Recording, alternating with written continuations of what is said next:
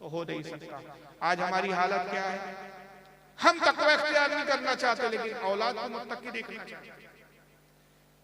हम खुद नाफरमानियां कर रहे अपने परवरदिगार की, लेकिन हम चाहते हमारी औलाद हमारी फरमाबरदार हो, तो ये नहीं हो सकता। सरकार गौसे आजम ऐसी गौसे आजम नहीं बनी। इससे पहले कि मैं आपको ये बताऊं कि सरकार गौसे आजम किन वालिदैन से पैदा हुआ, मैं एक मकरू चेहरा वो दिखाना चाहता हूं कि जो ऐसे बुजुर्गों का मजाक उड़ाते हैं, ऐसे बुजुर्गों की तौहीन करते हैं। और आज हम इनको भी समझ नहीं पा रहे, इनकी टोपी इनके जुब्बों को देखकर हम इनके बदअकीदगी को नजरअंदाज करके इनको मुसलमान समझ रहे हैं। आपके इलाके में एक बहुत बड़ा कार्टून है, बस को कार्टून कहते हैं, वहाबियों का इस वक्त बहुत बड़ा अल्लामा मानता है, एक नंबर का कज़्ज़ाब और झूठा। मगर ये कौम अपने झूठे इस मौलवी को सर पे बिठाए हुए है। इसका नाम है मौलवी जर्जीस। आइए जरा इसको देखिए। अब ये मैं अकीदे की बात पर आया हूँ, इस्लाह पे तो और बहुत बोला जा सकता है, लेकिन स्क्रीन भी लगाया गया है और इंतजामिया और बानियान मजलिस का तकाजा है, उनका मुतालबा है कि कुछ वीडियोस भी मुझे दिखाने।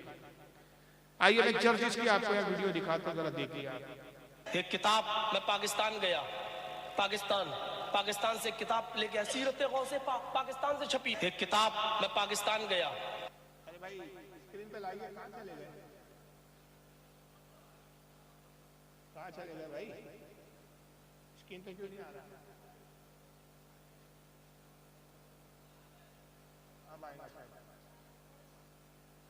आ गया, चलिए ठीक है देखिए फिर। एक किताब, मैं पाकिस्तान गया, पाकिस्तान से किताब लेके, सीरत गौसे पाक पाकिस्तान से छपी। एक किताब, मैं पाकिस्तान गया, पाकिस्तान से किताब लेके, सीरत गौसे पाक पाकिस्तान से छपी। अरे तब पढ़ के मैं दंग रहा। बड़े पीर साहब अपनी माँ के पेट में और जंगल में उनकी माँ 7 महीने का हमल, अभी 2 महीने बाकी है, और माँ जंगल में। कोई पूछेगा माँ जंगल में क्यों? चुप। इस पोजीशन में डॉक्टरनी नर्स ये कहती है कि नहीं आराम करो, लेकिन वो साहब गए कहां? जंगल में गई उनकी माँ। बड़े पीर साहब की माँ पर किसी ने गलत नजर डाल दी क्योंकि वो बहुत खूबसूरत थी। बड़े पीर साहब माँ के पेट में आग बगोला हो रहा है, कमीना मेरी माँ पे गलत नजर डाल रहा है, यानी वो उन अंदर देख रहे हैं कि वो बुरी नजर डाल रहा है। और जब वो आया और माँ के कपड़े फाड़ने, इज्जत लूटने के लिए, तो बड़े पीर साहब माँ के पेट से तलवार लेके बाहर निकले। ये करामत है, करामत। और बड़े पीर साहब माँ के पेट से तलवार लेके बाहर निकले, कत्ल कर दिया उस आदमी को, मार डाला, फिर माँ के पेट में घुस गई। मैं ये किताब पढ़ रहा था इसी टाटा हॉस्पिटल में, मेरा चचेरा भाई बीमार था कैंसर का। मैं इस किताब को पढ़कर अपना टाइम पास कर रहा था, तो मेरा दोस्त कहने लगा, मौलवी साहब जब वो निकल ही गए थे तो घुसने की जरूरत क्या थी? मैंने कहा कोर्स पूरा करने गए थे, भी कोर्स कंप्लीट नहीं हुआ। ये करामत बयान करते हो तुम। किसका मजाक उड़ा रहा है ये खबीस? गौस पाक की वालिदा। अब आप कहेंगे कि नहीं, उसने किताब का हवाला दिया है, कह रहे हैं कि किताब आती है सीरत गौसे पाक, और मैं कहां से लाया हूं? पाकिस्तान से लाया हूं। मेरा भाई बीमार था, बंबई के टाटा हॉस्पिटल में, कैंसर का मरीज था, मर गया, मरदूद फातिया ना दुरूद, मर भी गया हूं खबीस अब तक तो, क्योंकि ये बयान बहुत पुराना, तकरीबन 12 साल पुराना। तो वो हॉस्पिटल में बीमार था, तो मैं उसकी तीमारदारी में लगा हुआ था, टाइम पास करने के लिए वो किताब में पढ़ रहा था। तो उसमें लिखा हुआ था कि गौसे पाक अपनी माँ के पेट में थे, 7 महीने का हमल था, गौस पाक की माँ जंगल में घूमने के लिए निकली। तो उधर से 2 लोग या एक शख्स आ रहा था, गौस पाक की माँ बहुत खूबसूरत थी, मतलब जब वो निकली भी तो बेपर्दा थी, चेहरे पे नकाब वगैरह, तो चेहरे पे निगाह पड़ी, खूबसूरती देखा गौस पाक की माँ की, तो उसकी नीयत खराब हो गई। तो उसने गौस पाक की माँ की इज्जत लूटने के लिए हाथ डाला। गौस पाक माँ के पेट से ये मंजर देख रहे थे, जलाल में आ गए, गुस्से में आ गए कि मेरी माँ की इज्जत लूट रहा है, तो पेट से तलवार लेके और उसको कत्ल कर दिया, और फिर दोबारा माँ के पेट के अंदर चले गए। तो कहता है कि जब ये मैं किताब पढ़ रहा था, मेरा एक दोस्त भी बाजू बैठा हुआ था, उसने कहा कि जब वो बाहर आ ही गए थे, पैदा हो ही गए थे, बाहर तलवार लेकर आ गए, दोबारा पेट के अंदर फिर काय को चले गए। तो मैंने कहा वो 7वां महीना कोर्स कंप्लीट करने के लिए गया, कोर्स पूरा हुआ नहीं था, 9 महीने पूरे हुए। अब 12 साल का अरसा हो गया, इस खबीस से हम एक ही मुतालबा कर रहे हैं कि ये कौन सी किताब है, कहाँ ये वाक़या लिखा है, मगर ये मरदूद आज तक वो किताब न दिखाने के लिए तैयार, न बताने के लिए तैयार, न सामने बैठने के लिए तैयार। इससे ये पता चलता है कि ये वहाबी बदअकीदों की वो जमात है कि जो हमारे बड़े बड़े औलिया के नाम से झूठ मंसूब करके मजाक उड़ाते हैं और लोगों का अकीदा बिगाड़ते हैं। अब जाहिल जो इनको मौलवी आलिम समझते हो कहते देखो यार ये बरेलियों ने अपनी किताबों में कैसी कैसी बातें लिख रखी हैं, तो इनका फिरका जो गलत, इनकी जमात गलत। मगर वो सोच नहीं पाते कि भाई इस मौलवी का गिरेबान पकड़ के पूछे भी तो कि भाई वो किताब कहाँ है, जरा दिखाओ तो यार, हमने तो इसी बात कभी सोची। अब मैं देखिए वो इस्लाम माशरा के हवाले से मैं अर्ज कर रहा हूं कि पहले देखना पड़ेगा कि गौसे आजम की माँ का आलम क्या था किताब में, इनका मकाम क्या है, इनका मर्तबा क्या है। हजरत शेख अबू साले बड़े नेक बुजुर्ग गुजरे, जवान, अपने वक्त की जवानी का आलम था। गीलान करके जो ईरान का एक शहर है जिसको जीलान भी बोलते हैं, असल नाम उसका गीलान है, फारसी में गाफ से बोला जाता है क्योंकि अरबी जबान में गाफ नहीं है तो उसको जीलान बोला जाता है। नाम था उनका शेख अबू साले। जवानी के आलम में वो नौजवान इबादत गुजार, मुत्तकी व परहेजगार, दुनिया और माफिया से बेनियाज, हम वक्त इबादत में मशगूल रहते थे, भरी जवानी। और आलम यह था कि दिन को रोजा रखते शेख अबू साले, रात रात भर इबादत करते। और जब पता चलता कि कहीं जिहाद हो रहा है तो फी सबिलिल्लाह जिहाद में शिरकत करते थे। जिहाद से इतनी रग़बत और मोहब्बत थी कि लोगों ने नाम ही रख दिया जंगी दोस्त, दो जंग को दोस्त रखने वाला, उनका लक़ब ही पड़ गया जंगी दोस्त, शेख अबू साले जंगी दोस्त। एक मर्तबा कई दिन से रोजे से थे और इत्तेफाक की बात कि सहरी और इफ्तारी में कुछ खाने को दस्तयाब नहीं था, कुछ मिल नहीं पा रहा था। पानी पी के सहरी करते थे, पानी पी के इफ्तार करते थे। एक मर्तबा रोजा रखे हुए थे, इसी कैफियत में 3-4 दिन से कुछ खाया पिया नहीं था, बस पानी से सहरी और पानी से इफ्तार हो रहा था। दरिया के किनारे बैठे थे, इफ्तार का इंतजार कर रहे थे कि इफ्तार का वक्त हो तो पानी पी के इफ्तार करूं। तभी देखते कि दरिया में एक सेब बहता हुआ। ख्याल हुआ कि अल्लाह की तरफ से भेजा जाए। हाथ बढ़ाया, सेब को पकड़ा और उसी सेब को खाकर इफ्तार किया। 3 दिन के बाद कुछ खाने को मैसर आया। सेब जब खा चुके, नमाज मगरिब अदा की, ख्याल आया अपने दिल से कहा, अपने नफ्स से कहा, अबू साले ये सेब बहता हुआ आया, तूने ये समझ के कि अल्लाह की तरफ से आया खा लिया? यकीनन कोई आसमान से तो सेब टपका नहीं, किसी न किसी दरख्त का सेब होगा, किसी न किसी के दरख्त से गिरा होगा। और ये दरख्त जिसके बाग में होगा, जिसकी जमीन पर होगा, ये उसका मालिक है, उसके मालिक की इजाजत के बगैर ये सेब तूने खा लिया। कयामत के दिन अल्लाह ताला इस सेब के बारे में सवाल करेगा तो तू क्या जवाब देगा? ये तो बाग के मालिक की इजाजत के बगैर ये सेब खाना जो है, ये तो अमानत में ख्याल है, कयामत में पकड़ होगी इस पर। बच्चे इसी ख्याल है, लरज है, कांपने लगे, दरिया की मुखालिफ सिट में चलना शुरू किया ताकि मालूम करे कि आखिर किस दरख्त का सेब है। कुछ दूर आगे जब पहुंचे, आगे बढ़े, देखा कि दरख्त, दरिया के किनारे एक बाग है सेब का। बहुत सारे दरख्त है जिनकी शाखें झुककर दरिया की तरफ झुकी। आपने समझ लिया कि यकीनन इसी बाग के दरख्तों का सेब है, क्योंकि इनकी शाखें दरख्त की जो है दरिया के पानी की तरफ झुकी है। इनमें से किसी दरख्त से सेब टूटा, गिरा और यह बहता हुआ है। आप आए बाग में और मालूम किया, आपको लोगों से पूछा कि ये बाग किसका है। लोगों ने कहा कि गीलान के बहुत बड़े बुजुर्ग अमीर व कबीर मुत्तकी है, बड़े अल्लाह के वली है, अल्लाह ने बड़ी दौलत से नवाजा है, कि ऐसे कई बाग है। ये हज़रत अब्दुल्ला सफ़ई रहमतुल्लाह ताला अलैह बहुत बड़े बुजुर्ग है, ये उनका बाग। उनके घर का पता पूछा, उनके महल पहुंचे, अमीर व कबीर के महल में रहते थे। अब्दुल्ला सफ़ई रहमतुल्लाह ताला अलैह बुजुर्ग तरीन परहेजगार शख्स थे, दौलतमंद होने के बावजूद वो बुजुर्ग और मुत्तकी थे, इबादत गुजार थे। सलाम किया, हाजिर हुए, कहा सरकार मेरा नाम अबू साले है और ऐसा ऐसा वाकया हुआ कि मैं इफ्तार कर रहा था, सेब बहता हुआ या मैंने खा लिया। फिर जब मैंने जस्तजू और तलाश की तो मालूम होता है कि वो आपके बाग के दरख्त का सेब है। चूंकि मैंने आपकी इजाजत के बगैर वो सेब खा लिया है तो कयामत में अगर अल्लाह उस सेब के बारे में सवाल कर लेगा तो मैं क्या जवाब दूंगा? तो सरकार मैं माफी के लिए आया हूँ, मेरे पास इतनी रकम नहीं है, मैं मुफलिस हूँ, अगर रकम होती तो मैं वो रुपये दे के आपको राजी कर लेता। बस ये चाहता हूँ कि खुदा के वास्ते आप उस सेब का जो है मैंने खा लिया बगैर इजाजत के, आप मुझे माफ कर दें। हजरत अब्दुल्ला सुमई ने सर से पैर तक देखा, हैरान हो गए, भरी जवानी में ये एक सेब की माफी के लिए कोई आ रहा है। यहाँ तो लोग प्रॉपर्टियां हड़प करके डकार नहीं लेते, जमीनें खा जाते हैं तो कोई पूछने वाला नहीं। ये कैसा नौजवान है जिसको एक सेब के जवाब का इतना एहसास है। सर से पैर तक देखा और दूसरे ही हमें फिर एक जहन में ख्याल आया। उन्होंने कहा कि देखो नौजवान, अगर तुम चाहते हो कि जो सेब तुमने मेरे बाप का बगैर इजाजत के खाया इसके एवज में तुम्हें माफ कर दूं तो मेरी एक शर्त है। कहा क्या शर्त है? हुजूर बताओ। कहा शर्त है कि तुम्हें मेरे बाप की 1 साल रखवाली कर दी।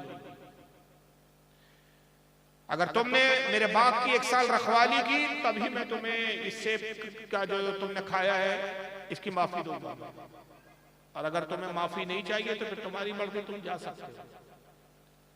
हजरत अबू सालेह, शेख अबू सालेह रहमतुल्लाह अलैह ने कुछ देर सोचा, कहा कि हुजूर मुझे मंजूर है, आज से मैं आपके गुलाम हूं, आपका खादिम हूं, और आपके बाप की रखवाली मेरे से। बाग में आया फिर रखवाली कर। कुछ महीने गुजर गए। एक दिन हजरत अब्दुल्ला सुमई रहमतुल्लाह ताला अलैह अपने कुछ साथी और दोस्तों के साथ बाग में पहुंचे। जब बाग में पहुंचे तो हजरत शेख अबू सालेह को आवाज दी, अबू सालेह दरख्त से कुछ अच्छे सेब तोड़ के लाओ, हमारे कुछ दोस्त आए, उनकी जियाफत करो, मेहमान नवाजी करो, हमारे बाग के सेब उनके सामने पेश करो ताकि वो हमारे बाग के सेबों को खाकर खुश हो जाए। अबू सालेह ने कुछ दरख्त से सेबों को तोड़ा, एक तश्ते में, एक थाल में सजाया, दोस्तों के सामने लाया। अब दोस्तों ने जब सेब खाना शुरू किया, इत्तेफाक से जो भी सेब उठाते थे दांत लगा के तोड़ते थे, वो सेब जो है बदमजा और खट्टा होता था, मीठा नहीं होता था, लजीज नहीं होता था, बदमजा। वो सेब रख दिया करते थे। हजरत अबू सालेह, हजरत अब्दुल्ला सुमई ने देखा तो बड़े नाराज हुए, कहा कि अबू सालेह इतने महीने हो गए तुम्हें इस बाग की रखवाली करते हुए, अब तक तुम्हें यह पता नहीं कि किस दरख्त के सेब पक जाते हैं, किस तरह के लजीज है, किस तरह के मिठास किस सेब में होती है, अब तक तुम जान ना सके। सारे सेब खट्टे और एकदम बदमजा ले आए हो।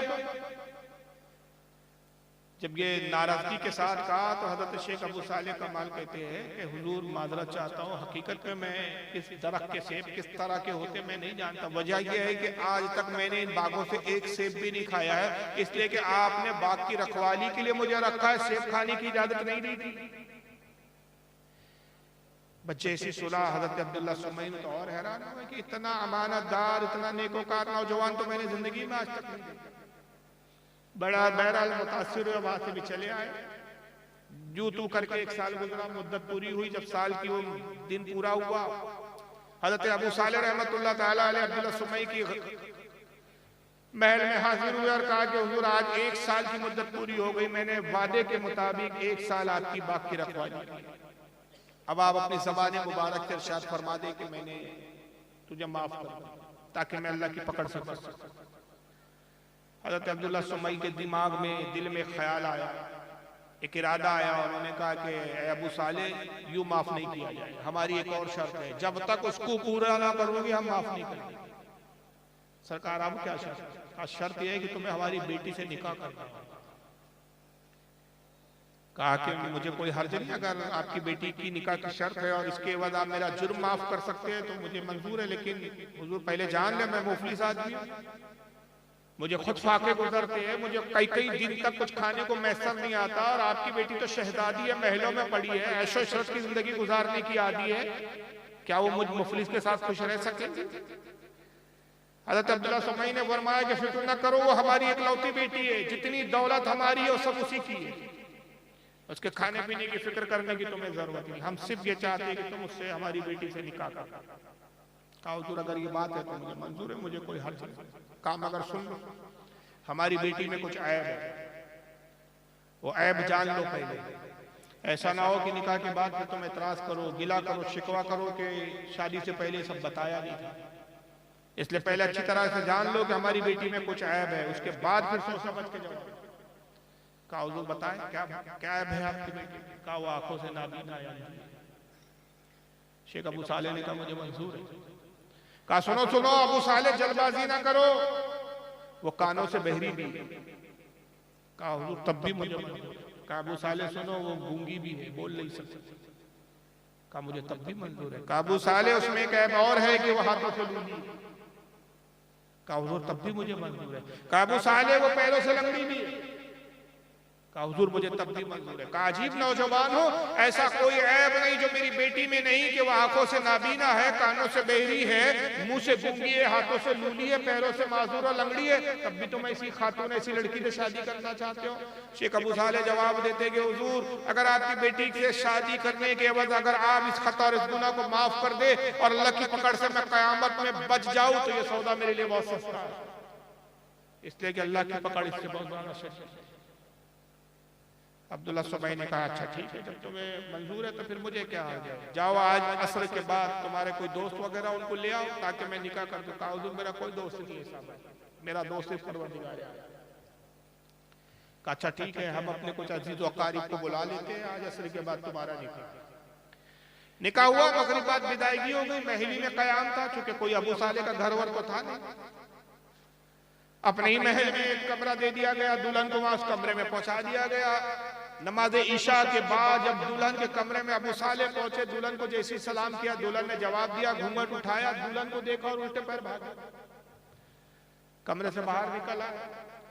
सहन में हजरत अब्दुल्ला सुमई रहमतुल्लाह अलैह अपने दोस्तों के साथ बैठे हुए थे, गप्पे लगा रहे थे, बातचीत कर रहे थे। अबू साले को भागता हुआ आता देखा। कहा अबू साले क्या हुआ, क्यों कमरे से बाहर आया? आज तो तुम्हें अपनी दुल्हन के साथ होना चाहिए, आज शादी की तुम्हारी खास और अहम रात है, पहली रात है। कहा हुजूर मालूम होता है कि दुल्हन तब्दील हो गई, कसम खुदा की ये मेरी दुल्हन नहीं है, किसी और की दुल्हन है। अबू अब्दुल्ला सुमई मुस्कुराया। कहा तुम कैसे कह सकते हो? कहा हुजूर आपने तो कहा था कि वो आंखों से नाबीना है, मुंह से गूंगी है, कानों से बहरी है, हाथों से लूली है, पैरों से लंगड़ी है, मगर खुदा की कसम मैंने उसमें कोई ऐब ना पाया। जब मैंने सलाम किया तो उसने जवाब दिया तो मैंने जान लिया कि वो बोल सकती है। मैंने घूंघट उठाया तो उसने मुझे निगाह भर कर देखा तो मैंने जाना कि वो देख भी सकती है, और मेरे सलाम को सुना तो मैंने जाना कि वो कानों से सुन सकती है। और जब मैं घूंघट उठा रहा था तो शर्म के मारे उसने घूंघट को मजबूत पकड़ा तो मैंने जाना कि उसके हाथ भी सालिम है। और जब मैं कमरे से भागा तो वो बिस्तर से पलंग से उतर पड़ी तो मैंने जाना कि वो चल भी फिर सकती है, और चेहरा इतना हसीन और जमील, खुदा की कसम मैंने ऐसी हसीन औरत आज तक नहीं देखी। मालूम होता है किसी और की दुल्हन है, ये मेरी दुल्हन नहीं है, मुझे गलत जगह पहुंचा दिया। अब्दुल्ला सुमई मुस्कुराया। कहा नौजवान मुबारक हो, तुम्हारी ही बीवी है, तुम्हारा निकाह उसी से हुआ और ये मेरी ही साहबजादी है। हुजूर आप तो ये कहते थे, फिर ये क्या था? कहा सुनो मैंने जो कुछ कहा वो झूठ नहीं था, हकीकत था, मगर तुम उनकी ताबीरों को समझ ना सके। मैंने कहा आंखों से अंधी है, इस बुनियाद पे कहा कि आज तक उसने किसी गैर महरम को देखा नहीं है। मैंने कहा कि वो गूंगी है, उसने आज तक कभी अपनी जबान से खिलाफ शरा जुमला कहा नहीं है। मैंने कहा कि कानों से बहरी है, उसने शरीयत के खिलाफ कभी कोई बात सुनी नहीं है। मैंने कहा हाथों से लूली है, कभी शरीयत के खिलाफ उसका हाथ बढ़ा नहीं है। मैंने कहा पैरों से लंगड़ी है, शरीयत के खिलाफ उसका कभी कदम उठा नहीं है। मेरी बेटी मुत्तकी और परहेजगार है। मैं खुद फिक्रमंद था कि ऐसी नेक साले बेटी के लिए कहां उसके जैसा शोहर तलाश करूं। अल्लाह ताला ने तुम जैसे मुत्तकी नौजवान को मुझ तक पहुंचा दिया, जिसका जो हक था अल्लाह ने वो हक उसको अता फरमा दिया। जाओ यही तुम्हारी दुआ। जिंदगी गुजारी अबू साले ने। इन्हीं से फिर जो एक शहजादा पैदा होता है, यही हजरत शेख अब्दुल कादिर जिलानी हमारे गौसे आजम रदी अल्लाह ताला। ये सरकार गौसे आजम की वालिदा और गौसे आजम के बाप इतना परहेजगार कि एक सेब के बदले के लिए जिसने इतनी मशक्कत उठाई हो, माँ के तकवा परहेजगारी का ये आलम कि किसी गैर मर्द को किसी कभी देखा ना हो, गैर मर्द से जिसने कभी बात ना की हो, किसी गैर की आवाज को कानों में ना सुना हो, खिलाफ शरीयत जिसके कदम ना उठे हो, वो कब जंगल में सैर के लिए बेपर्दा निकल गई? वो कौन सा मौका था कि जब गौसे आजम अपनी वालिदा के शिकम में थे और वो जंगल में 7वें महीने में अकेले तन्हा, बगैर किसी खादिम, बगैर किसी खिदमतगार, बगैर किसी महरम के अकेले तना जंगल में जा रही थी और कोई बदबख्त आके माज़अल्लाह उनकी नामूस पर हमला कर रहा था। शर्म नहीं आती तुमको? बुजुर्गों की तौहीन कर रहे हो खबीस। यकीनन वो तेरी माँ थी, तूने वाकया बदला। वो यूपी के जंगल में लोटा लेके हगने गई थी और वहां 2 लोगों ने तेरी माँ पे हमला किया, उसकी इज्जत तार तार की और तब तू पैदा हुआ उसके नतीजे। अंदाजा लगाइए, जो बड़े बड़े बुजुर्गों की वालदा का इस तरह मजाक उड़ाइए, अपने आप को मुसलमान कहते हैं। अरे तुम अगर गौस पाक को नहीं मानते ना मानो, तुम सरकार गौसे आजम से मोहब्बत ना करते, तुम्हारी बदनसीबी। अगर तुम्हें क्या हक पहुंचता है कि करोड़ों अरबों और सदियों से जिसकी अकीदत बड़े बड़े बुजुर्गों ने मानी हो, जिसकी शान और अज़मत का ये आलम हो कि वक्त के मुजद्दिद ने जिसके बारे में कहा, सर भला क्या कोई जाने की है कैसा तेरा, औलिया मलते हैं आंखें वो है तलवा तेरा। उसकी इज्जत माँ वालिदा मोहतरमा के बारे में तुम जबान दराजी करो खबीस।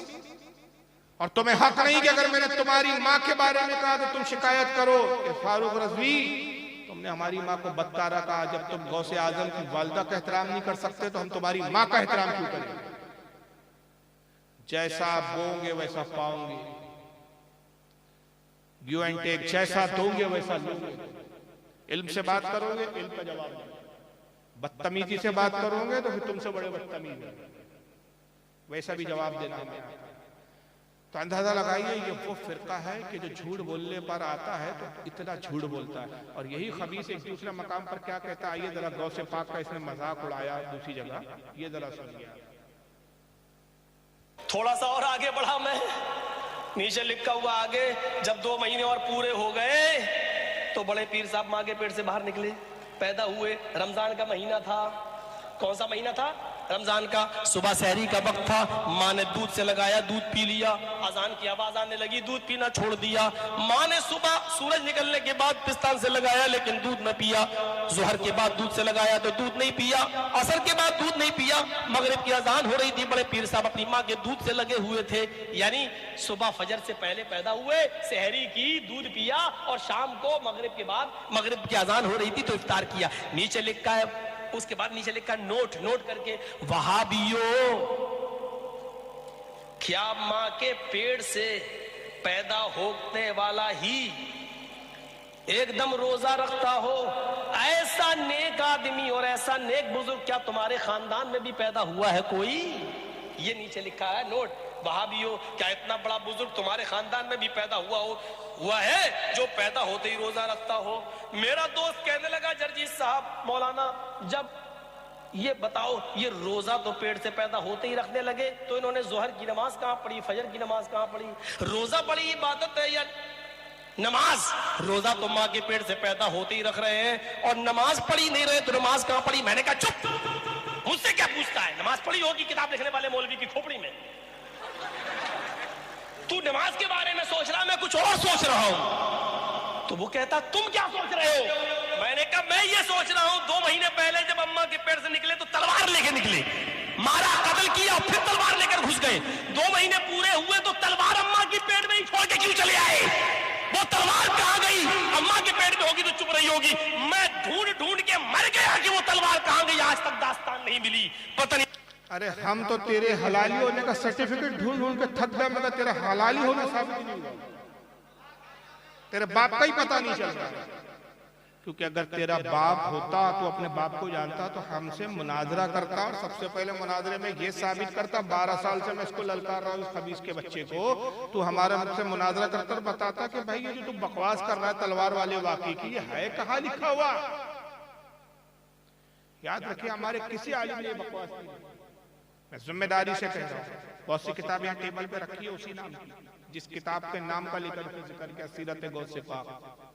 यहाँ किताब रखी है ऐसी बहुत सारी और भी है, मैं जो सारे बैग में नहीं ला सकता क्योंकि फ्लाइट से मैं सफर करता हूँ। तो जो लोग सफर करते हो जानते हैं कि फ्लाइट में एक लिमिटेड वजन ले जाने की इजाजत है। आप अपनी मर्जी से जितना चाहे नहीं ले जा सकते, 15 किलो से ऊपर आप वजन नहीं रख सकते।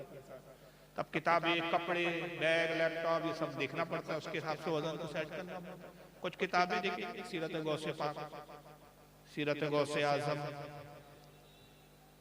ये दूसरी सीरत गौसे आजम, 3 किताबें मैंने लाई है यहाँ पर, अलग अलग मुख्तलिफ अहले सुन्नत के आलिमों ने लिखा। किसी किताब में ये वाक़या न आज की मौजूदा किसी किताब में वाक़या मिलता है, ना पहले की। हम तो कह रहे हैं कि पूरा गौसे आजम से लेकर आज तक जितनी किताबें गौसे आजम के हालत पर लिखी, किसी भी किताब में तो ये वाक़या पहले दिखा तो दे कि तू झूठ गढ़ के हमें बदनाम कर रहा है। अलबत्ता जहां तक ये बात है कि सरकार गौसे आजम जब पैदा हुए, रमजान का महीना था, आपकी विलादत रमजान में हुई, तो आपकी ये करामत थी कि सहरी के वक्त एक मरतबा आप अपनी वालदा का दूध पीते थे, फिर दिन भर नहीं पीते थे, सीधा फिर इफ्तार में पीते थे। यहां तक कि जब 29 का ईद के चांद का मसला आया, 29 को चांद बदली की वजह से, बादल और कोहरे की वजह से नजर नहीं आया, इख्तलाफ हो गया कि आज चांद हुआ या नहीं हुआ, शहादत ठीक से मिल नहीं पा रही। उस जमाने के काजी जो थे जीलान के, वो बड़े वली कामिल थे, उन्होंने कहा कि जाओ, मुझे मालूम हुआ है कि शेख अबू साले का जो बच्चा पैदा हुआ वो सहरी में दूध पीता और इफ्तार तक नहीं पीता, जाके देखो कि आज सहरी में उस बच्चे ने दूध पिया है या नहीं पिया है। अगर दूध पिया है तो फिर आज का रोजा है, और अगर सहरी के वक्त वो बच्चा दूध ना पिए तो इसका मतलब आज ईद है। जब घर आए तो मालूम हुआ कि शेख अब्दुल कादिर जिलानी ने दूध पिया है, तो पूरी आबादी ने जो है रोजा। ये करामत है, और इसको किन लोगों ने लिखा? अगर मैं फहरिस्त बयान करूं, ये मुनाजरे में बैठ गया तो पाजामे में मुझ देते किताबें ला दो इस खबीस के ऊपर। मैं सिर्फ एक किताब लाया हूं दिखाने के लिए कि ये वाकया किस जैसे बुजुर्गों ने लिखा। ये है किताब बहजतुल असरार, ये अरबी जबान में बैरूत से छपी है, किसी बरेलवी ने नहीं छापा है। बैरूत कहाँ है? मिस्र, इजिप्ट, लेबनान, मिस्र से छपी है, वहां से बुलाई। बहजतुल असरार अरबी का उसका लिखने वाले कौन है इसके? हजरत इमाम अबुल हसन बिन यूसुफ बिन जरीर अश-शतनूफी 713 हिजरी में इनका इंतकाल हुआ है। आला हजरत को छोड़िए, आला हजरत के दादा परदादा का भी वजूद नहीं था। तो ये कोई बरेलियों ने नहीं लिखा है। और अबुल हसन शतनूफी इतने बड़े आलिम हैं, बहरहाल वो चीजें शायद आपके जहन, आपके समझ से थोड़ा ऊपर हो जाए, इसलिए मैं नहीं बयान कर रहा हूँ, छोड़ रहा हूँ। जिस दिन ये मुनाजरे में बैठे तो बताऊंगा कि इमाम अबुल हसन शतनूफी के बारे में कितने बड़े बड़े मुहद्दिसीन ने अपनी क्या क्या राय दिया। हाफिज ज़हबी, इब्न हजर अस्कलानी, ये बड़े बड़े आलिम और मुहद्दिस हैं जिन्होंने इनकी सिफाहत पर, इनके सच्चे होने पर मोहर लगाई। तो ये बतौर करामत है, और करामत कहते ही उसको जो अक्ल में ना आए, अक्ल में आ जाए तो करामत नहीं होती। और करामत का इनकार करने वाला गुमराह और बद्दीन है, इसलिए कि करामत हमारे अकायद में, जिस तरह और अकायद की चीजें हम तस्लीम करते हैं, उसी तरह औलिया की अकायद जो है करामतों को भी तस्लीम करते हैं। चुनांचे इमाम आजम अबू हनीफा रज़ियल्लाहु ताला अन्हु अपनी किताब अल-फ़िक़्हुल अकबर सफ़ा 18 में फरमाते हैं, वल आयातु लिल अंबियाई वल करामतु लिल औलियाई हक़्क़ुन। कहते हैं अंबिया से मौजूज़ों का जाहिर होना और औलिया से करामत का जाहिर होना ये हक है। हज़रत इमाम अबू जाफर अहमद बिन मोहम्मद ताहवी 321 हिजरी में इनका इंतकाल हुआ। अक़ीदतुत ताहविया सफ़र नंबर 46 पर लिखते हैं, व नुअमिन बिमा जाअ मिन करामतिहिम, कहते हैं कि हम औलिया किराम की करामतों पर ईमान रखते हैं। हमारा ईमान है कि औलिया से करामतों का सुदूर होता है। और भी बड़े बड़े बुजुर्गान दीन है जिनके अक़वाल यहाँ मौजूद है किताबों से, जैसे हज़रत इमाम सादुद्दीन तफ्ताज़ानी है, उनकी शराउल अक़ायद है। इसी तरह शाह अब्दुल हक मुहद्दिस दहलवी की तक़्बुल ईमान है। इमाम इब्न हजर अल हैथमी अल मक्की अश-शाफ़ई की फ़तावे हदीसिया है। हज़रत इमाम अल्लामा यहया की क़लाइदुल जवाहिर है। इमाम यूसुफ नबहानी की जामे करामत औलिया। कई मुहद्दिसीन ने यहाँ से वहाँ तक लंबी फेहरिस्त है, हर किसी ने लिखा है कि करामत औलिया की हक है, उस पर ईमान रखना जरूरी है। अब रास का ये एतराज कि जब रोजा रखा तो नमाज क्यों नहीं पढ़ी? रोजे से बढ़कर नमाज है। अरे खबीज, उस वक्त गौसे आजम की जो उम्र थी कम सी नहीं की, आप बालिग नहीं हुए। रोजा नमाज कब फर्ज होते हैं?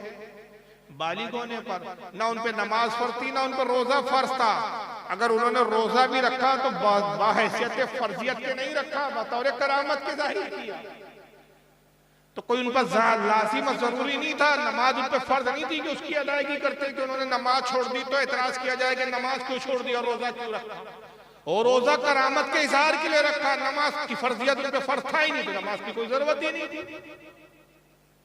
तो इतनी बात इस खबीस के समझ में नहीं आ रही। अरे एतराज तब होता कि साहब वो बालिग होते और उस बालिग होने पर रोजा रख रहे या फिर नमाज नहीं पढ़ रहे, तो आप कहते कि भाई देखो रोजा तो ले लिया और उससे अफजल नमाज उसको छोड़ दिया।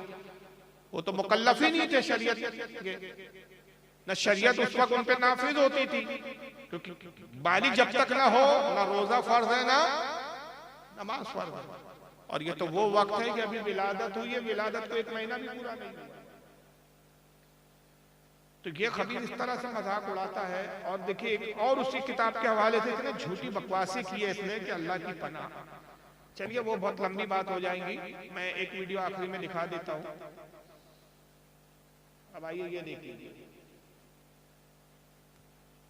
अच्छा, झूठ कैसे पकड़ा जाता है जरा देखिए। हाय हाय, तो अगर अल्लाह तुम्हें जहन्नम में डाल दे तो बेधड़क चले जाना, फिक्र मत करना। पीर साहब का जवाब क्या था? अल्लाह अगर तुम्हें जहन्नम में डाल दे तो चले जाना, घबराना नहीं। मैं जहन्नम में थूक दूंगा, जहन्नम ठंडी हो जाएगी। मैं जहन्नम में थूक दूंगा, जहन्नम ठंडी हो जाएगी। जिनके अकीदे ये हों, हम उनके सामने ये अकीदा पेश करते हैं। गौर करो, ये अकीदे कितने भयानक और खतरनाक लगते हैं कि तुम्हें जहन्नम में अगर अल्लाह डाले तो चले जाना।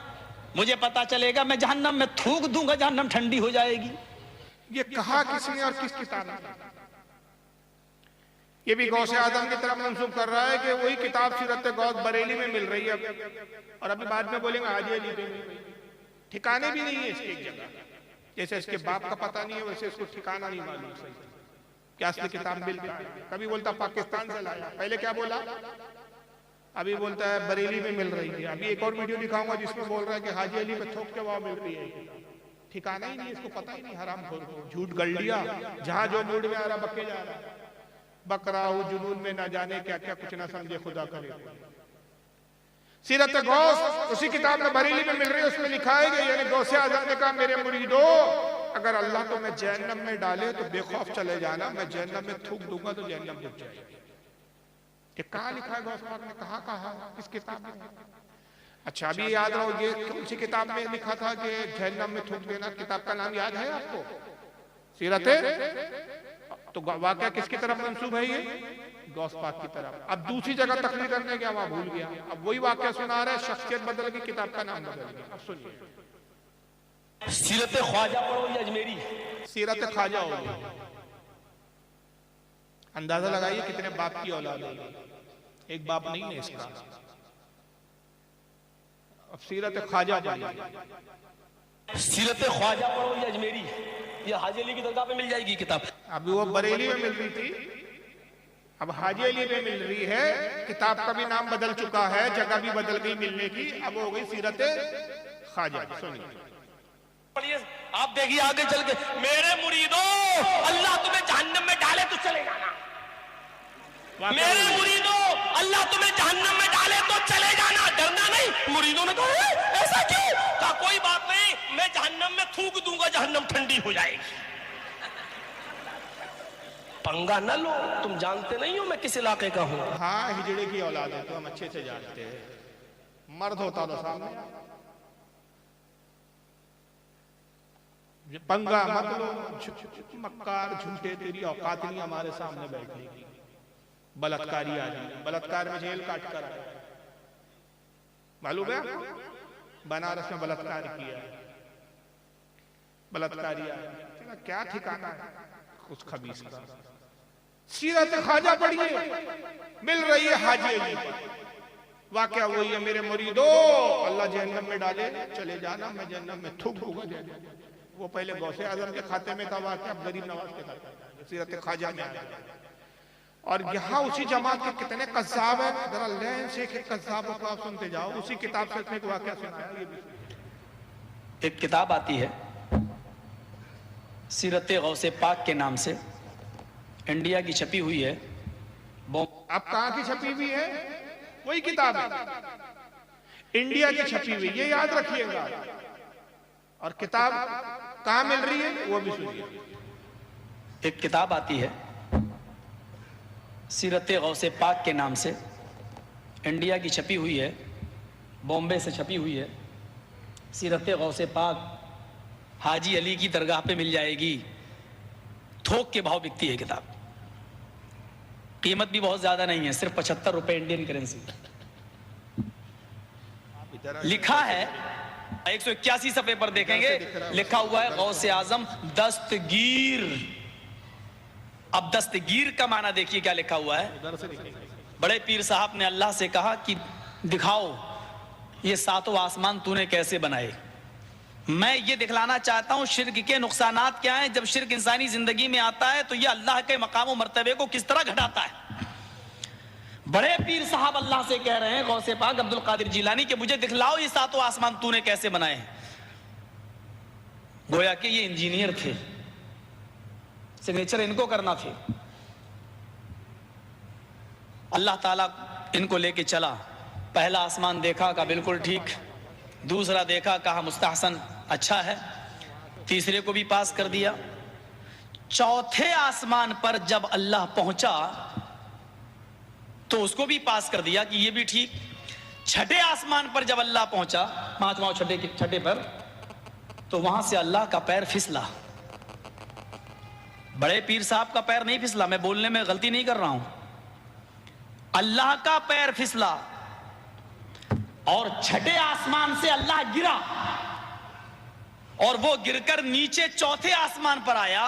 बड़े पीर साहब ने अपना दाहिना हाथ बढ़ाया और अल्लाह को खींच लिया, पकड़ के उनको उठा लिया, गिरने से, जमीन पर आने से उनको रोक लिया, हाथ पकड़ा और उनको खींचा और ऊपर चढ़ा लिया।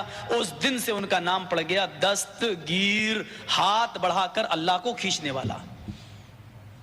ये दस्तगीर का माना ये है, ये दस्तगीर का माना है हाथ बढ़ाकर अल्लाह को खींचने वाला। ये लुगत इसकी अम्मी ने लिखी जिसमें ये माना है,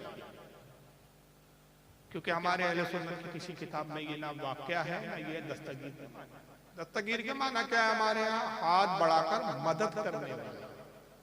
किसकी मदद करने वाला? लोगों की। अल्लाह मदद लेने से पाक, अल्लाह पूरी कायनात का मदद करता है। तो ये किताब सीरत गौसे पाक है, जर्जी साहब ने बयान किया। हाजी अली पे थोक के भाव मिलती है, कीमत भी बताई जनाब ने। अब सुनने वाला बड़ा मुतासिर, यार देखो मौलाना कितना परफेक्ट बता रहे हैं, कितना हवाले के साथ किताब मिलती है, एड्रेस बता दिया भाई हाजी अली पे, छपी कहाँ से, बम्बई से छपी, ये भी बता दिया, कीमत कितनी है ये भी बताया मौलाना ने कि 75 रुपए इंडियन करेंसी के हिसाब से। सफा नंबर कौन सा है किताब का? 179, 179। एक चीज नहीं बताई जो सबसे अहम होती है किताब में, किताब का लिखने वाला कौन? क्यों? वो बता देता तो पोल बोल जाता। लेकिन चलिए बहरहाल मैं इस पर भी ज्यादा तफसीरा नहीं कर रहा हूँ, तफसीरे की जरूरत भी नहीं है, आप सब बस एक ही बात मैं अर्ज कर रहा हूँ कि ये हमारी किसी किताब में इस तरह का कोई वाकया लिखा हुआ नहीं है तो इसको हमारा चैलेंज है कि बैठ जाए दिखाए सबसे पहले। मगर अभी इसने जो बयान किया उसको याद रखिए, इसकी पूरी जमातों में कितने बड़े कज़्ज़ाब और झूठे हैं वो जरा देखते चले आप। इसने ये दावा किया कि अल्लाह ताला गौस पाक को कहां ले गया? छठे आसमान पर। बस इसको अब याद रखिए।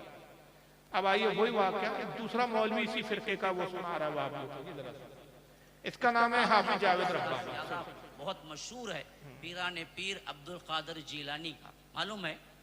हाँ, दस्तगीर, दस्तगीर बहुत मशहूर है और लोग भी क्या है, बहुत से लोग दस्तगीर रखे हुए भी हैं। तो दस्तगीर है हाथ पकड़ने वाला। और ये लक़ब अब्दुल कादिर जिलानी को कैसे हुआ मालूम है आपको? इसके बारे में वाक़िया लिखते हैं, कहते हुए भी डर लगता है कि कहीं हमारे तौहीद में खलल ना आए। झूठ बोल रहा है, लेकिन देखिए भूमिका कैसे हम निभा बनाते हैं, माहौल कैसा बना, डरते बोलते हुए डर लग रहा है हमारी तौहीद में खलल ना आ जाए। अबे तुमको देख कर तुम्हारा बाप भी डर रहा है, मेरे बच्चों झूठ बोलने में तुमने मेरा रिकॉर्ड तोड़ दिया। इतना झूठ तो मैं भी नहीं बोलता। बैकग्राउंड ऐसा कि सुनने वाले को लगे कि यार इनसे ज्यादा साइसूद, इनसे ज्यादा सच्चा तो कोई है ही नहीं। बोलते हुए डर लगता है कि तौहीद में खलल ना आ जाए, तौहीद में खलल ना आए। लेकिन इस वजह से नकल कर रहा हूं ताकि तौहीद आपके जहनों में बैठ जाए। तो लोग लिखते हैं कि एक मर्तबा अल्लाह और अब्दुल कादिर जिलानी दोनों सैर को गए थे। हाँ, सैर, बाग में टहलते टहलते, बाग में टहलते टहलते, नऊज़ु बिल्लाह सुम्मा नऊज़ु बिल्लाह, अल्लाह का पैर फिसला गए, अब्दुल कादिर जिलानी पकड़ को उठाए गए। हाँ, याद रखिए ये बिल्कुल उसी के लिए वह नाम पड़ा हुआ है, इसके पीछे वाकया है। जबकि मुशरिकीन मक्का का अकीदा यह था कि वो सबको पनाह देता है, उसे किसी की पनाह की कभी जरूरत नहीं। आज के मुसलमानों का अकीदा इतना गया गुजरा है, कहते हैं कि अब्दुल कादिर जिलानी अल्लाह को पकड़ के उठाए। अरे कौन से मुसलमान का अकीदा है? किस किताब में लिखा है? बेगैर तो दिखाओ भी तो, बताओ भी तो, मर्दानगी नहीं है तुम में, बैठो तो सामने हमारे, और ऐसा नहीं है आप सोच रहे होंगे भाई ये तो तुमने जलसों में चैलेंज किया, ये तो बेचारे अपने हैं, इनको कैसे खबर। भाई जर्जिस के घर पर गया, उसके घर के सामने 2 बार जलसे हुए, ललकारा है। जलसों से पहले उसको इत्तला दी गई है कि आज फारूक रज़वी सुबह 10 बजे आएंगे। 12 बजे से लेकर नमाज ज़ोहर के बाद से मगरिब तक पूरा वक्त है आपके लिए। आना चाहते हैं, बैठना चाहते हैं, घर से फरार हो गया खबीस। ये चेन्नई का रहने वाला है, चेन्नई में गया। हाफिज एहसान कादरी मेरे साथ से श्रीलंका के, हम दोनों का जलसा एक साथ। और हमारा जहां जलसा, उस जलसा गाह से बामुश्किल 100 कदम की दूरी पर इसका मरकज और घर। बाज़ाब्ता हमने वहां पैगाम पहुंचाया बाकायदा कि भाई हम यहाँ आए हुए हैं, पूरा दिन है, रात में तकरीर के बाद भी पूरी रात है, आप वक्त दीजिए और हम आपसे मिलना चाहते हैं। बाकायदा तहजीब और तमद्दुन के साथ, तहजीब के साथ पूछा गया, कोई गाली गलौज भी नहीं की कि भाई हम मिलना चाहते हैं आपके मरकज, हम आएंगे, 2 लोग आएंगे और आप हमको किताब दिखाइए कहाँ लिखा है। जिसने लिखा है सबसे पहले उस पर कुफ्र का फतवा हम लगाने के लिए, मगर उसका पैगाम भेजाया कि आप बिल्कुल ना आइए, हमें कोई बात नहीं करना है, और अगर आप जबरदस्ती आएंगे तो हम पुलिस कंप्लेन कर देंगे कि हमारा हमला करने आए हैं और गड़बड़ करने आए हैं। ये इतनी फटूक हो। चलिए, बहरहाल जर्जिस ने कहा था कि अल्लाह गौस पाक को आसमान में ले गया, पैर फिसला, गौस पाक ने बचाया। इसने कहा ले गया बाग में। अब ये तीसरा कज़्ज़ाब एक और पैदा हुआ, उसको सुन लीजिए आप। उसी फिरके का, उसी जमात का, मौलवी खलीलुर रहमान नाम है इसका। अब इसको सुनिए। हैरान होता हूं, इंडिया में छपी, इंडिया में छपी, ये असल में पाकिस्तान में बैठ के बोल रहा है। सब एक ही, कहीं भी हो सभी एक ही थाली के चट्टे बट्टे, एक हमाम में सब नंगे। सुनिए, इंडिया से एक किताब छपी, पीर अब्दुल कादिर जिलानी की सीरत, उसका नाम है सीरत गौसे आज़म, सीरत गौसे आज़म। इसी में वो किताब छपी है, उसके सफा नंबर 81 पर मेरे पास मोबाइल में उसका अक्स, उसका फोटो। अच्छा, फोटो अब मौजूद है और दलील क्या दे रहा है? किताब है छपी इंडिया में, किताब इसके पास नहीं है, फोटो है इसके पास। अब ऐसे तो कोई भी किसी का फोटो बना सकते हैं, आजकल तो आप देख रहे हैं कोई किसी के भी साथ फोटो बना, फोटो कोई दलील बनती है। दावा किताब का है, दिखा रहे फोटो, यानी दावा ये है, नाम लिखा है आईडी कार्ड पे।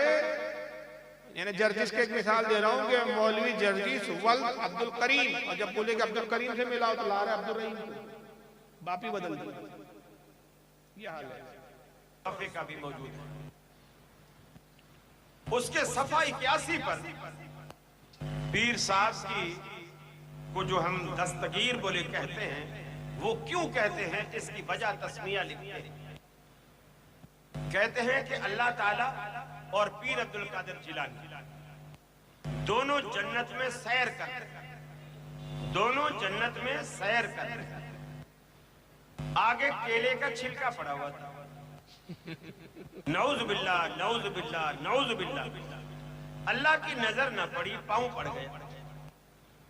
केले के छिलके पर अल्लाह की नजर न पड़ी, पांव पड़ गया। फिर केले का छिलका क्या करता है वो तो आपको पता ही है। अल्लाह फिसल गया, नऊज़ बिल्लाह बिन ज़ालिम। और पीर अब्दुल कादिर जिलानी चूंकि हाथ पे हाथ दे के चल रहे थे जन्नत में, तो जब अल्लाह ताला नऊज़ बिल्लाह फिसले तो पीर साहब ने फौरन हाथ खींच लिया, तो अल्लाह को गिरने से बचा, अल्लाह ताला को गिरने से बचा। तो अल्लाह ताला ने कहा, ऐ अब्दुल कादिर जिलानी, तूने हमारा हाथ पकड़कर हमें गिरने से बचाया है, जाओ आज से तुम्हारा लक़ब दस्तगीर। मजमा, सुभान अल्लाह, सुभान अल्लाह। अब इस खबीस को भूल गया, वो बता रहा था मोबाइल में फोटो है, किताब में लिखा है कि मजमा, सुभान अल्लाह। तो मजमा कहां से आ गया? ये याददाश्त है, वो फारसी में बोला जाता है दुर्ग गोरा हाफजाना बादशाह, झूठे का हाफजा। तो एक ही जमात के हैं, एक ही ताली के छठे बट्टे हैं, मगर सबके बयान अलग है, हर किसी के बयान में फर्क है। एक आसमान से गिरा अल्लाह बता रहा है, दूसरा कह रहा है बाग में गिर गया अल्लाह फिसल के, तीसरा कहता है जन्नत में सैर कर रहे थे, केले के छिलके पे पैर पड़ गया। तरक्की होती है। बहरहाल चलिए, मैंने वादा किया था ज्यादा वक्त नहीं लूंगा क्योंकि वैसे भी ठंडी बढ़ रही है और मैं अपने शायर इस्लाम का शुक्रगुजार हूँ कि उन्होंने अपना वक्त, मैं ये कहूँगा उनका वक्त था, उनको सुनना चाह रहे थे, लेकिन मैंने उनको रोक कर बीच में हायल हुआ, तो उन्होंने अपना वक्त मुझे दिया, मैं इसके लिए शुक्रगुजार हूँ। आखिरी में सिर्फ 2 क्लिप इस पे ऐड करूँगा, 5-5 मिनट की है, कि ऐसा खबीज जो इतना बड़ा झूठा ये जर्जी, उसकी तारीफ में उसकी जमात की ये चमचा, ये उसका गुलाम उसकी तारीफ में क्या कहता है देखिए। ये वो जलसा बिहार में हुआ, लॉकडाउन जो लगा था कोरोना के टाइम, उसके बाद जलसा हुआ, उसमें जर्जिस की तारीफ करते हुए देखिए क्या झूठ बोल रहा है खबीज। देखता हूं मौलाना जर्जी साहब के तकरीर के बाद कितने लोग हैं, कितने मोहब्बत रखने वाले हैं कि जाओ मौलाना का आने जाने के खर्च के बराबर पैसा हम दे के जाएंगे। अगर चंदा मांग रहा है, पैसे से मिले नहीं है चंदे के, नजराने के वादे पड़े हुए हैं। तो अब देखिए इमोशनल ब्लैकमेलिंग कैसा कर रहा है ये नमूना। इसको बिठा दिए, बेटा चंदा करके दो, मौलाना के नजराने का जुगाड़ कर, नजराना नहीं हो रहा पूरा। तब उसने देखिए जुगाड़ कैसे किया, उसकी गुस्ताखी सुनिए के खर्च और नाम देखिए क्या, मौलवी तौहीद आलम, बराबर पैसा हम दे के जाएंगे। अगर नहीं दे के जाते हैं तो इससे बढ़कर इस्लाम की बेइज्जती और क्या होगी। ये लो, यानी अगर चंदा नहीं देते तो इस्लाम की बेइज्जती हो जाए। तो जर्जिस इस्लाम है, दीन है। कौन है जर्जिस? ये हरामखोर बलात्कारी। अगर इतना भी चंदा नहीं दे पाओगे कि उनके आने जाने का खर्चा निकल जाए, खर्चे के भी वादे पड़ेंगे।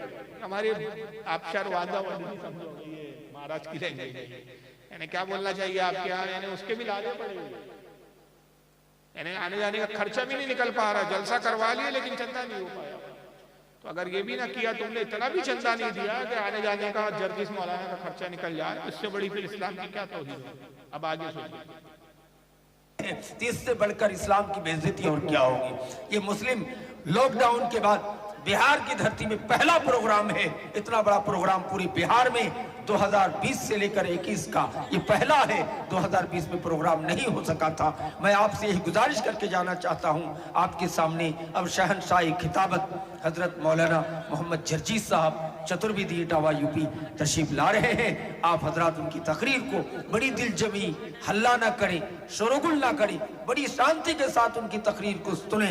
इनकी तकरीर को सुनने के लिए पूरे अरब व अजम, पूरी भारत के अंदर अल्लाह ने ऐसी तकरीर का मलका दी है कि अल्लाह का शुक्र है। अरब व अजम में मलका है, अरब में क्या अरबी में करता है जो अरब वाले इसकी उर्दू समझ।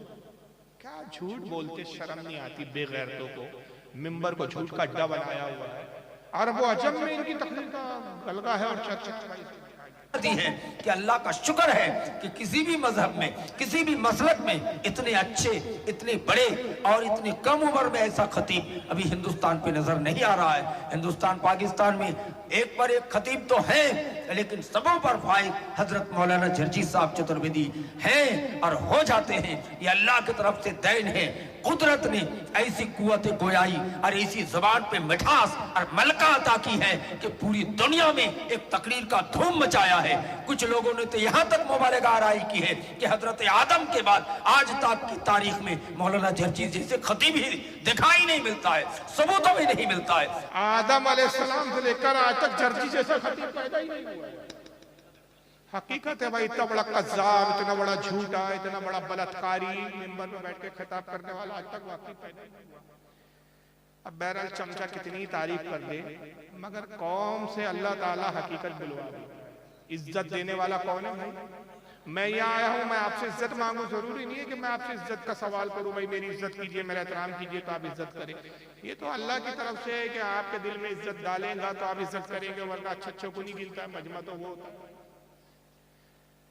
तो अब आप कितने ही बड़े बड़े मुबालगे कीजिए, कितने ही आप चने के झाड़ पे चढ़ा दीजिए, इज्जत देना और जिल्लत देना ही अल्लाह के ज़िम्मे है।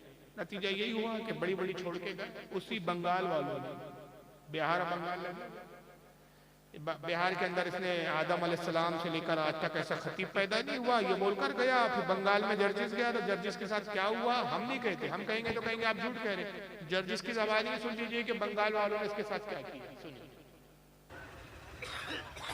लोग नाम भी बिगाड़ने लगे। कमीनों ने एक जगह इश्तिहार में मौलाना जर्जी चतुर्वेदी ना लिख के चूतरवेदी लिख दिया। अब ऐसे ऐसे लोग पैदा हो गए दुनिया में, अब हम क्या करें। कमीनों ने एक जगह इश्तिहार में मौलाना जर्जी चतुर्वेदी ना लिख के चूतरवेदी लिख दिया। अब ऐसे ऐसे लोग पैदा हो गए दुनिया में, अब हम क्या करें। इसलिए अब अतुर्वेदी चतुर्वेदी का लफ्ज काटिए, इश्तिहारों से मत लगाइए। सिर्फ मौलाना, अब आप लोग भी एक गलत कर, जर्जी आलम, जर्जी, मेरा नाम जर्जी आलम नहीं है। गुस्सा आता है जब जर्जी सालम देख लेता हूँ इश्तिहार में, लगता मैं हूं ही नहीं जर्जी सालम, भाग जाऊं भाग। मेरा नाम जर्जीस आलम नहीं है, मेरा नाम मोहम्मद जर्जीस है। चाहो तो अंसारी लगा सकते हो क्योंकि मेरी बिरादरी है। एक जगह बंगाल के उस माहौल में तकरीर करने गए, बिल्कुल ऐसा माहौल था। वो कहता अब मैं दावत देती हूँ, मौलाना जर्जीस आएगी, तकरीर फरमाएगी। उसने हमें लड़की बना दिया। अनाउंसर और लाल गोला की तरफ तकरीर करने गए, वो हमसे कह रहा है अब मैं, आप अदब के साथ बैठी है सब लोग, मैं आपका बहुत शुक्र अदा करती हूँ। अपने आप को भी लड़की बना रहा है और मेरा अनाउंसमेंट। अब मैं आपके सामने मैं मौलाना जर्जीस चूतरवेदी को बुलाती हूँ। क्या इन लोगों को माइक पकड़ा दिया गया। आप हंस रहे हैं, मेरी आंखों में आंसू थे उस वक्त। देखिए क्या बना रहा है मौलाना जर्जीस, जर्जीस भी नहीं, मौलाना जॉर्जीस। कहां से खींच कर लाए गोल जॉर्जीस। लग रहा है पता नहीं हम वहां से नागालैंड से आ रहे हो। मौलाना जॉर्जीस आएगी, तकरीर फरमाएगी। मैंने पूरी तकरीर की और फिर वो लोग जब गाड़ी पे हमें छोड़ने गए ट्रेन में दूसरे दिन सुबह ट्रेन में, तो उधर भी मजा। अब हम कोई चलो, अब जैसी गाड़ी हमसे कहते हैं ढुकिन दादा, ढुकिन ढुकिन ढुकिन। हमने क्या गाड़ी खुल गया। और मैं जल्दी से घुस गया। मैंने कहा ये ढुकिन ढुकिन क्या होती है, ये ढुकिन ढुकिन। और गाड़ी खुल गया और मैं जल्दी से चढ़ गया गाड़ी में चलती हुई। अब वो बाय बाय टाटा होने लगी। कहता मौलाना साहब हाँ, आइंदा साल फिर आएगी। हमने कहा ऑपरेशन करा के आएगी। अब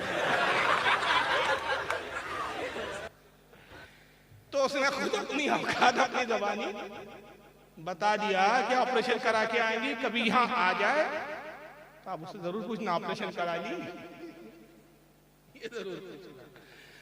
बहरहाल चंद बातें मैंने आज अर्ज की, दोनों बातें, अमाल की भी बातें की और अकायद की। अकायद के हवाले से ही बोलूंगा कि ऐसी जमातों से बचो जो बुजुर्गों का अदब ना करती हो, जो औलिया का एहतराम ना करती हो, जो झूठ बोलते हो मिंबर पर बैठकर, तोहमतें लगाते हो। ये वाकई कभी सच्चे नहीं हो सकते, जन्नत की राह नहीं दिखा सकते। तो आज जरूरत है कि हम उलमा अहले सुन्नत से राब्ता रखें, उलमा अहले सुन्नत से जुड़े रहें, अपने अमाल की इस्लाह करें, नमाज की पाबंदी की कोशिश करें, अपने किरदार को, अपने अमाल को सुधारें। अल्लाह ताला आज की इस बज़्म को कबूल फरमाए। और जो भी मुख्तसर वक्त में खिताब हुआ, अल्लाह अपनी बारगाह में इसको शर्फ कबूलियत अता फरमाए। वमा अलैना इल्लल बलागुल मुबीन। अस्सलामु अलैकुम व रहमतुल्लाहि व बरकातुहू। याद रखिए, इस्लाम के दो सुतून हैं, एक सुतून भी हटा दिया जाए तो इस्लाम की इमारत कायम नहीं हो सकती। एक है सहाबा इकराम और एक है अहले बैत। हम अहले सुन्नत वो है कि जो सहाबा को भी मानते हैं और अहले बैत को भी मानते हैं। हम दोनों में से किसी का भी इनकार जो है वो बदअकीदगी समझते हैं। और अल्लाह के रसूल सल्लल्लाहु अलैहि वसल्लम ने दोनों की अहमियत वाज़े की, हम पर दोनों से मोहब्बत की तलकीन की।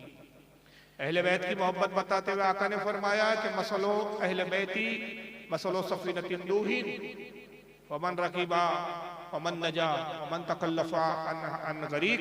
आका ने फरमाया कि मेरे अहले बैत की मिसाल कश्ती नूह की थी। जो इसमें सवार हो गया उसने नजात पाई, और जिसने इस कश्ती में सवार होने से इनकार किया, रूगर्दानी की, वो हलाक तबाह हो गया, गर्क हो गया। तो यहाँ अहले बैत की अहमियत बताई आका ने कि मेरे अहले बैत की कश्ती में सवार हो जाओ। कश्ती से मिसाल दी अहले बैत की। और सहाबा की अहमियत बताते हुए आका ने क्या फरमाया, अस्हाबी का नजूम फबिअय्यिहिम इक्तदैतुम इह्तदैतुम। मेरे सहाबा सितारों की तरह, सितारों की मानींद है, तुम इनमें से जिसकी पैरवी करोगे हिदायत। तो सहाबा हिदायत के सितारे हैं। अहले बैत नूह अलैहिस्सलाम की कश्ती की मिसल है। आला हज़रत इसी को कहते हैं कि अहले सुन्नत का है बेड़ा पार असहाबे हुजूर। अहले सुन्नत का बेड़ा है पार असहाबे हुजूर, नज्म है, नाव है इतरत रसूलुल्लाह की। लेकिन आज आइए देखिए शियाओं के अंदर खुद किस तरह के अकीदे पनप रहे हैं। ये मोहब्बत का जब बुखार बहुत बढ़ जाता है इन राफदी शियाओं का, नतीजा क्या होता है जरा ये देखते चले आप। नतीजा ये होता है कि इब्तिदा अहले बैत की मोहब्बत से शुरू होती है और उसके बाद फिर बात बढ़ते बढ़ते यहाँ तक आती है कि माज़अल्लाह मौला अली को खुदा तक कहने लगे। और जाहिर है कि जो हजरत मौला अली को खुदा माने, खुदा तस्लीम करे, वो जमात तो कभी हक पर नहीं हो सकती। इस ताल्लुक से बहुत सारे वीडियोस आज के मौजूदा इनके मौलियों के हैं जो अली को खुदा साबित करने पे तुले हुए हैं। अगर मैं वीडियो दिखाऊंगा तो ये पूरी रात छोटी पड़ जाएंगी। मैं एक या दो वीडियो में से 2 वीडियो दिखा देता हूँ कि ये नऊज़ बिल्लाह मिन ज़ालिक हज़रत अली के बारे में क्या एतकाद रखते हैं कि खुदा है नऊज़ बिल्लाह। जरा ये सुनिए, देखिए ये मौजूदा एक इनका खतीब है, पाकिस्तान का है, अकीब रजा ज़ैदी। ये जरा देखिए मौला अली की विलादत पर गुफ्तगू कर रहा है, तो ये हजरत अली को खुदा किस तरह साबित कर रहा है। अबू तालिब ने सोचा अली 13 रजब को फजर के वक्त आया, कहा चलो आज वो जो मक्का में पादरी बना बैठा था और हर एक को जायचा बनाता था कि फुला बच्चा कब पैदा होगा, वो किन खसूसियात का मालिक होगा, वो क्या करेगा क्या नहीं करेगा। अबू तालिब कहते मेरे दिल में ख्याल आया, पहली बार ये बात कह रहा हूं। अबू तालिब कहते मेरे दिल में ख्याल आया कि मैं जाऊं और उसे जाकर पूछूं कि बता 13 रजब को फजर के वक्त इस वक्त में आने वाला बच्चा किन सिफात का मालिक होगा। ये सोच कर डीजी खान वालों सोच में न पड़ना, चलो नजफ और मक्का चलते हैं। अबू तालिब पादरी के पास आए, एहतराम अबू तालिब में पादरी खड़ा हुआ, क्यों आए? अबू तालिब कहते जरा एक जायचा बना, क्या जरा देख तो सही 13 रजब फजर के वक्त इतने बजकर इतने मिनट पर एक बच्चा पैदा हुआ है, बता वो किन सिफात का मालिक होगा। एक बच्चा आया है, बता वो किन सिफात का मालिक होगा। सिफ्तैन खोसा मुझे हैदिया मस्जिद के इस मिंबर की अजमत की कसम, पादरी ने पर्चा उठाया, कागज कलम लिया, एक जायचा बनाया, देखा, फाड़ दिया, दूसरा लिया, बनाया, फाड़ दिया, तीसरा लिया, बनाया, फाड़ दिया, चौथा लिया, बनाया, फाड़ दिया। जब लातादाद जायचे बनाता रहा, फाड़ता रहा, अबू तालिब ने कहा बताता क्यों नहीं कि 13 रजब को इतने बजे जो बच्चा आया वो क्या होगा। पादरी खड़ा होकर कहने लगा अबू तालिब जो वक्त तू बता रहा है उसमें अल्लाह तो पैदा हो सकता है, बच्चा पैदा बात समझ में आई इसकी? मैं आसान लफ्जों में समझाने की कोशिश करता हूँ। कहता है कि अली जब पैदा हुए हजरत अली रज़ियल्लाहु ताला अन्हु, तो उनके वालिद अबू तालिब जो थे वो पादरी के पास ले गए और उसे कहा कि जरा इस बच्चे का जायचा बना। जायचा किसको बोलते हैं? वो जायचा उर्दू जबान का लफ्ज है, शायद वो नहीं समझे। वो हिंदुस्तान में उसी वर्ड को बोलते हैं कुंडली। वो गैर मुस्लिमों में रहता है ना, कुंडली बनाते हैं, उससे बच्चे का फ्यूचर, भविष्य, मुस्तकबिल, आगे क्या होगा, कब तक जिएगा, कैसा होगा, इसकी किस्मत क्या होगी, वो सब पता करते हो। उनका एक माज़अल्लाह बातिल है। तो अबू तालिब गए और वो पादरी से कहा कि 13 रजब को, रजब की 13 तारीख को इतने बजकर इतने मिनट पर ये 7 में इस घड़ी में ये बच्चा पैदा हुआ, तो जायचा बना के जरा इसका मुस्तकबिल तो बता कि बच्चा कैसे होगा, किन खसूसियात का हामिल होगा, क्या खासियत होगी इस बच्चे की, आगे चलकर क्या करेगा। पादरी ने साहब वो जब नाम पूछ लिया और वो जब वक्त घड़ी वड़ी नोट कर लिया, फिर उसने जायचा बनाया, कुंडली बनाया, एक बनाया, कागज लिया, फाड़ा फेंका, दूसरा लिया, कागज लिया, फाड़ा फेंका, कई जायचे बनाता रहा, कागज का ढेर लगाता रहा। तो अबू तालिब ने कहा कुछ बताता क्यों नहीं? उसने कहा कि अबू तालिब जो वक्त तो घड़ी बता रहा है इस बच्चे की, इस घड़ी में अल्लाह तो पैदा हो सकता है, बच्चा पैदा नहीं हो सकता। अस्तगफिरुल्लाह माज़अल्लाह। मतलब ये कि जो पैदा हुआ है ये अल्लाह है, ये आम कोई इंसान बच्चा है। तो इन बदबख्तों के नजदीक, इन राफ़िदियों, इन मौलाइयों के नजदीक माज़अल्लाह अली जो है रज़ियल्लाहु ताला अन्हु, हमारे नजदीक तो वो इंसान है, पैदा हुए, और जो पैदा होता है वो खुदा नहीं होता, क्योंकि रब तबारक व तआला पैदा होने से पाक, लम यलिद व लम यूलद, ना उसने किसी को जना ना वो किसी से जना। मौला अली पैदा भी हुए, उनके भी बाप थे और उन्होंने भी जना, उनसे भी पैदा हुए इमाम हसन, इमाम हुसैन, हजरत सैयदा ज़ैनब, हजरत कुलसूम, उनकी भी औलाद हुई, हजरत अब्बास अलमबरदार, हजरत मोहम्मद इब्न हनफिया, कई बच्चे पैदा हुए। तो ये एक वीडियो है। इस तरह के बहुत सारे वीडियो है कि आजकल ये इतने बढ़ गए हैं मोहब्बत के जोश के अंदर और मोहब्बत के दावे के माज़अल्लाह ये खुदा साबित करने पे तुले हुए हैं। अब ये एक मौलवी को देखिए, अली बाकर नकवी है, अच्छा ये टोपी नहीं पहनते, कम पता नहीं टोपी से क्या एलर्जी है, खुले सर में तकरीरें करते हैं। अब ये एक वाकया सुना रहा है। अब यहाँ तो अभी अली ही खुदा नहीं बल्कि और भी खुदा है, मुशरिकों की तरह अकीदा कई खुदाओं के कायल है।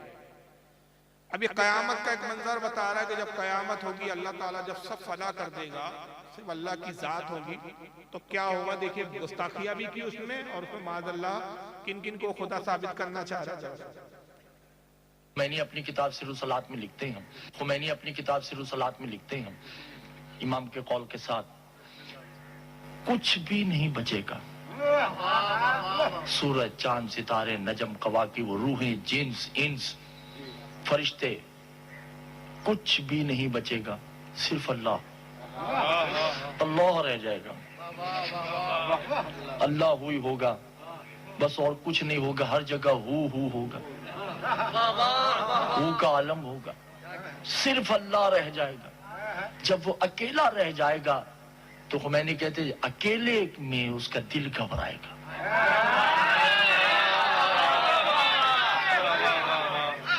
फिर दिल का दिल परेशान होगा, फिर वो आवाज देगा, यतारफ़ ज़ुल्मत ही, कोई है जो तन्हाई में मेरा दिल बहलाए।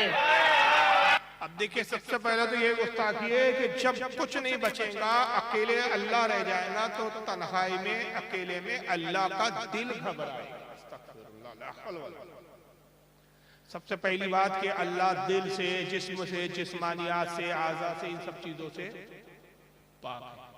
इसलिए कि जिस्म के लिए मटेरियल चाहिए, मादा चाहिए, और अल्लाह ताला मादों से भी पाक। हमारा जिस्म मिट्टी से बना हुआ है, आग से बना है, पानी से बना है, हवा से बना है। तो पहले मिट्टी थी, फिर जिस्म बना, पहले आग थी, फिर हमारा जिस्म उससे बना, पहले पानी था, फिर हमारा जिस्म बना। पहले ये मादे थे, मटेरियल थे। माइक कब बना? पहले मटेरियल था, लोहा था, धातु थी, कार्बन था, प्लास्टिक थी, रबर थे। इन रॉ मटेरियल को लाया गया, फिर इनको एक तश्कील दी गई, एक साख्त बनाई गई, तो माइक की तश्कील हुई। तो माइक बाद में बना, माइक से पहले मटेरियल था। तो किसी चीज के लिए, किसी वजूद के लिए मादा चाहिए, और अल्लाह ताला जिस्म जिस्माने से पाक। अगर अल्लाह का दिल मान ले, जिस्म मान ले, तो माज़अल्लाह मानना पड़ेगा कि खुदा बाद में बना, पहले मटेरियल पैदा हुआ। पहले मटेरियल था, तो अल्लाह अज़ली और अबदी कहाँ हुआ? ये तो खुदा की सरी तो हुई। तो ये माज़अल्लाह इससे पता चला कि गोया ये अल्लाह का जिस्म भी मानते, और जिस्म ही नहीं मानते अल्लाह का, फिर जिस्म में दिल भी है। फिर दिल की भी कैफियत क्या है कि जब तन्हा रह गया तो उसका अकेले में दिल घबराएगा, नऊज़ बिल्लाह। तो कहेगा कोई है जो इस तन्हाई में मेरा दिल बहलाए। अब आगे फिर दिल का दिल परेशान होगा, फिर वो आवाज देगा, यतारफ़ ज़ुल्मत ही, कोई है जो तन्हाई में मेरा दिल बहलाए। क्या हो गया आप लोगों को दीदार मोहतरम? कौन है जो तन्हाई में मेरा दिल बहलाए? उस वक्त मासूम ने कहा कि एक आवाज आएगी, अना अंतल कल्बुल हुलूब, हम है ना तेरा दिल बहलाने के लिए। तो उस वक्त अल्लाह कहेगा आईना आईना, ये आवाज कहां से आई है? अल्लाह कह रहा है जिससे कोई शय पोशीदा नहीं, वो कह रहा है आवाज कहां से आ रही, ये आवाज कहां से आ रही है? काना अलीयन, मैं अली हूं।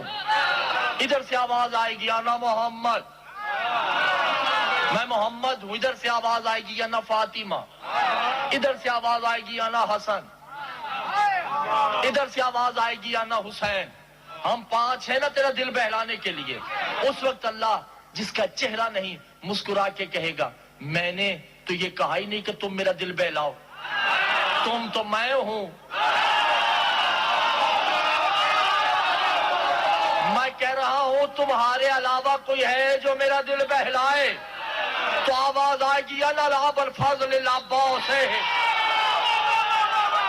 जब अल्लाह कहेगा कोई है जो मेरा दिल बहलाए, तो एक कोने से आवाज आएगी आना, मैं हूं ना तेरा दिल बहलाने। अल्लाह कहेगा आईना आईना, कौन है? कहा अल्लाह को पता ही नहीं था।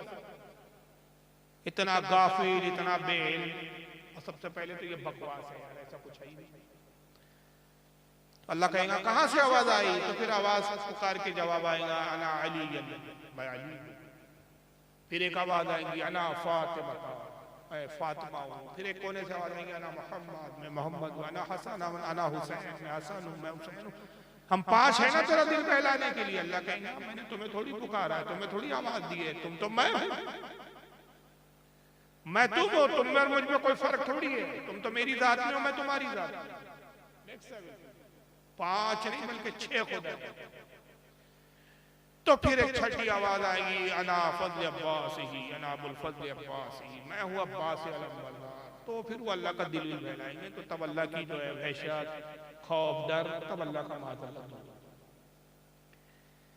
अब बताइए ये अकीदा कोई इस्लामी अकीदा हो सकता है? ये अहले बैत की मोहब्बत है कि आप मौला अली को और पंजतन पाक को, इमाम हसन, इमाम हुसैन, सैयदा फातिमा और रसूलुल्लाह को खुदा बना दिया। नबी पाक सल्लल्लाहु तआला अलैहि वसल्लम को जब खुदा नहीं कहा जा सकता तो अली फातिमा को कैसे खुदा? तो बस मैंने 2 झलकें दिखाई है जिससे आप इस फर्के की असलियत को समझ सकते हैं। वरना इस तरह की बहुत सारी क्लिपें हैं, बहुत सारे इनके मौलियों के वीडियोस हैं, बहुत सारी किताबें हैं मेरे पास जिसमें ये सब दावे किए गए हैं। और बात जो है वो यहाँ तक नहीं रह गई अब इस फिरके में कि अली का पहला नंबर, ये धोखाधड़ी है। ये तो सिर्फ अली का पहला नंबर नहीं, अब उससे आगे बढ़ गए कि माज़अल्लाह अली को खुदा तक लेके, अली को खुदा बना दिया। तो मैं समझता हूँ कि आज की इस महफिल में, आज की इस वक्त में, मुख्तसर वक्त में जो कुछ मैंने बताया, बहुत सारी चीज़ें आपकी समझ में आई होगी। ऐसे जमातों से, ऐसे फिरकों से बचो। अहले सुन्नत की हक है, रसूलुल्लाह के ज़माने से आज तक जो अकीदा चला आ रहा है वही ये अकीदा है जो रसूलुल्लाह ने बताया, जो सहाबा ने। और उसी अकीदे और उसी मनहज को, उसी तरीके को आज इस जमाने में बतौर निशानी हम मसलके आला हज़रत से मुखातिब करते हैं, उससे ताबीर करते हैं। मसलके आला हज़रत कोई 5वां 6वां मसलक नहीं, दर हकीकत ये अहले सुन्नत की ही तर्जमानी का नाम है। बल्कि ये कहा जाए कि मसलके इमाम आज़म अबू हनीफा की तर्जमानी का नाम है मसलके आला, ये तर्जमानी है। अल्लाह ताला आज की इस बंदे को कबूल फरमाए। व मा अलैना इल्ला